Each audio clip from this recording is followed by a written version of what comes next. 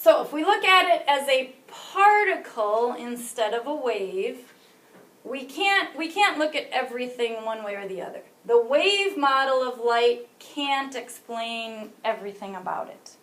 So therefore, some of the examples, how come heated objects emit only certain frequencies at a certain temperature? That's one thing that can't be answered by the wave model. How come some metals emit electrons when light of a certain frequency shines on them? How reflective they are. Do they have luster? So there again, the wave model can't answer all the questions that we have. So therefore, we have to look at it as a packet or a particle.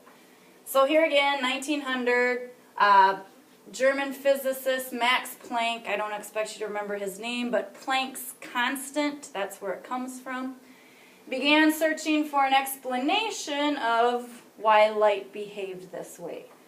So he looked at a conclusion that matter, all matter, can gain or lose energy in small little pockets or packets of energy called quanta.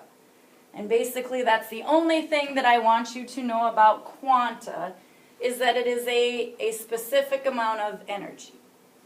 A quantum is the minimum amount of energy that can be gained or lost by an atom. And we will talk about quantum mechanics, but that's not in this section. But if we want to look at energy of a quantum, so E stands for energy, and in this is not wavelength, this actually is an H, and this is a V.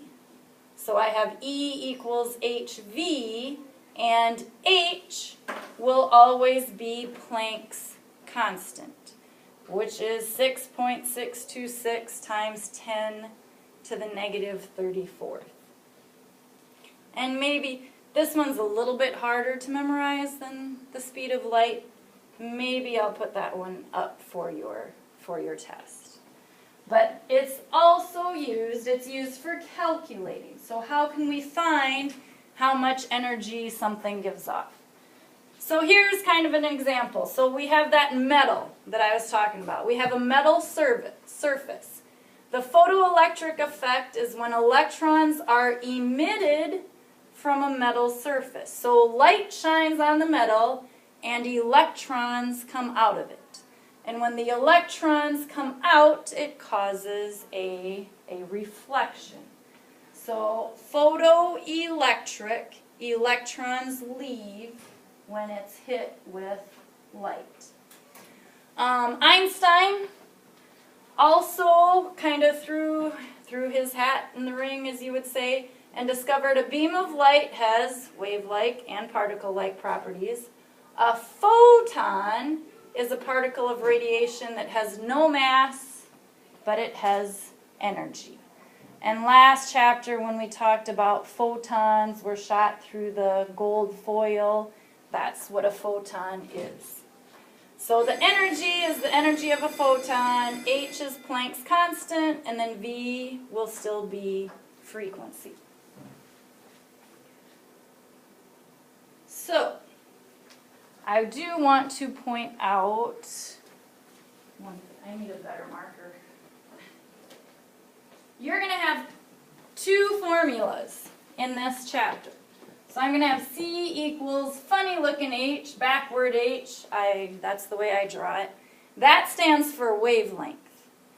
And then I have E equals HV. That is Planck's constant. So the funny looking H and the real H are not the same thing. Make sure that you know the difference between that. And what you will look for, so here's the problem here. Every object gets its color by reflecting a certain portion of light. Color is determined by the wavelength, so their energy. What is the energy of a photon from the violet portion of the sunlight if its frequency is 7.230 times 10 to the negative 14th? S, which is seconds to the negative 1, means the same thing as hertz.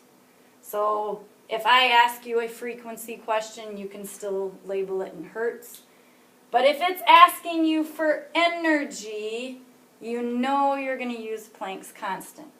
So I don't know my energy, but I do know 6.626 times 10 to the negative 34th is Planck's constant.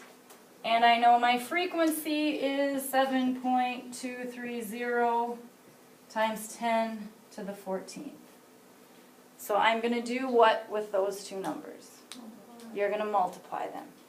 Energy is going to typically be a fairly big number. Oh, and it doesn't show me. So I want to go back to that. Actually calculate that.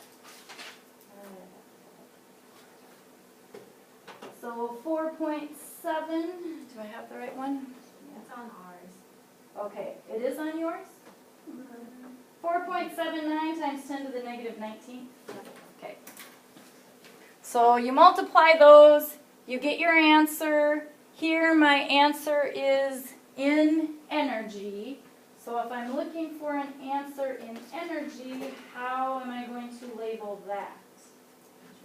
Joules. Which is similar, if you remember in physical science, it's like work, the amount of work something does. So energy is going to be labeled in J for joules. So that's the second formula that we'll use.